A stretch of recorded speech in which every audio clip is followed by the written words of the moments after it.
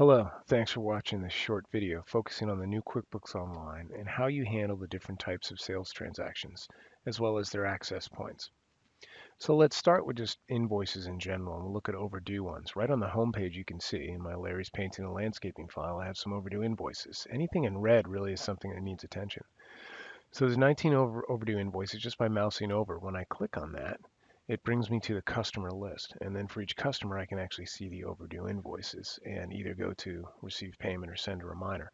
If I were to drill in on the invoice itself, it'll actually bring me into the quote customer center specific to that particular customer, where again, I have the ability to do some actions, receive a payment, shows overdue, or I can actually create an invoice, a payment, an estimate, a sales receipt, credit memo, or delayed charge, which are pretty much the supported sales transactions within QuickBooks Online. Now, QuickBooks Online Simple Start will not have the delayed charge, but they should support all the other ones. So let's go to the receive payment window. Easy enough to get there. And here's the receive payment window. All the transaction forms in QuickBooks Online, and I know we're just focusing on sales transactions here today, but bills, checks, expense, cash expense, things like that, they're all going to look very similar, which is nice, very consistent user interface. So I'm going to click, the type of payment method, put in a reference number if you want, where you want to deposit it to. This way, going on deposited funds, right? Just like you're used to with desktop QuickBooks, or if you've never used QuickBooks before, you can put it into an undeposited funds account and then do, deposit all the payments you received that day at once, which some people like to do it. Or you can deposit it directly into the checking account. Here's the invoice. I can actually drill into the invoice from here. And then, of course, you can attach something to most documents to most transactions within QuickBooks Online. And I just click Save and Close, and payment is saved, and I'm brought back to the last window I was on.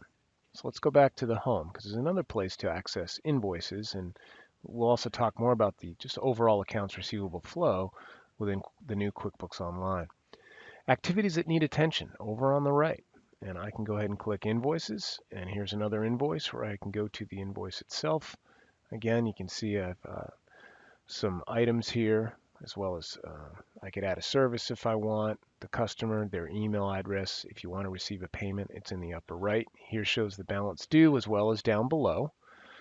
Terms, invoice date, due date. This crew number, this is specific just to this file for the person who set this up, actually created a custom field, right, to track their crew numbers. So you can use custom fields on sales documents up to 3. And then, of course, you can print the message, the statement info, and then, of course, there's the attachment.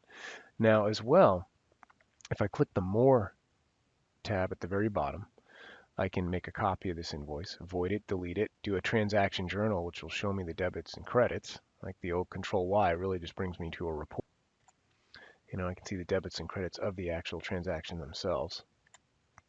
I'm back on the invoice, and I can look at the audit history, audit trail, if you will. It brings me to the activity log for this transaction. I can make the invoice recurring. You should look at that just so you can see how easy it is to make a transaction recurring within QuickBooks Online, new.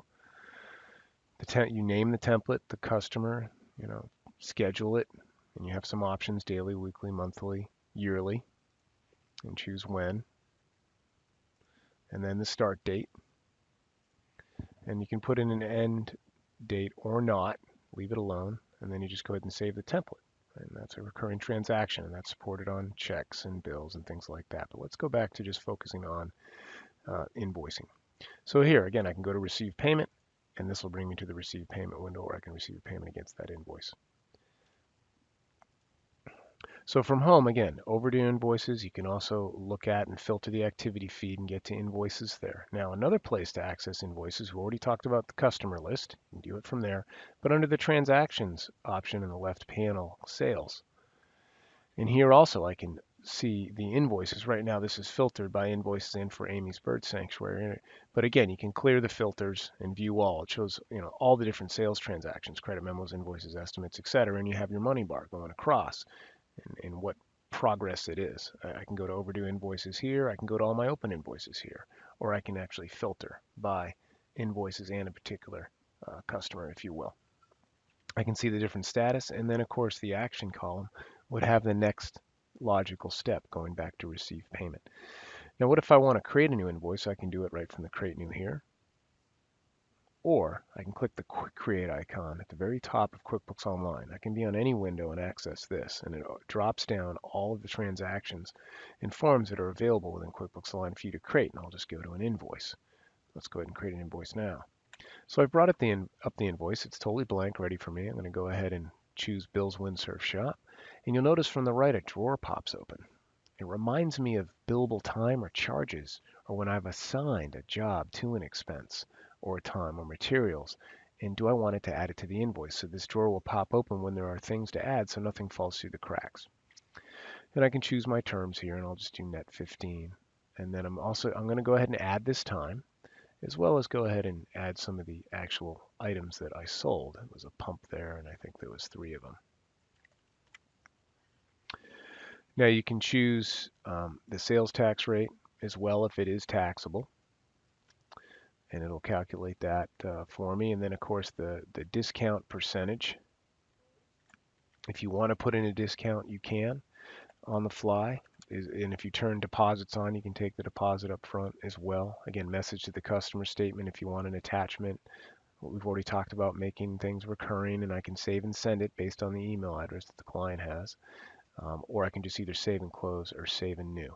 And here's the invoice for Bill's Windsurf Shop. One link transaction, that is the time that I linked to it. Remember when I added it from the drawer on the right.